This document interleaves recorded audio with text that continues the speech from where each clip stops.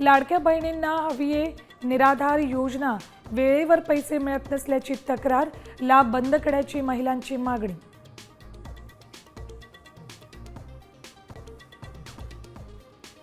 रिक्त पदांमुळे नर्सवर कामाचा अतिरिक्त ताण, 18 जुलैपासून अनिश्चित काळासाठी संपाचा इशारा, 30,000 नर्स संपावर जाणार.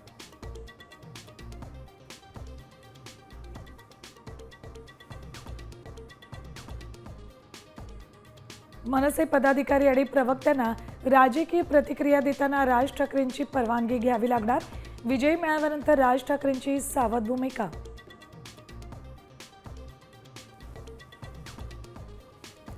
ठाकरे बंधूंच्या मेळाव्यानंतरही शालेय शिक्षण अभ्यास आणि कृती समन्वय समिती आंदोलनावर ठाम, आज आझाद मैदानात करणार आंदोलन.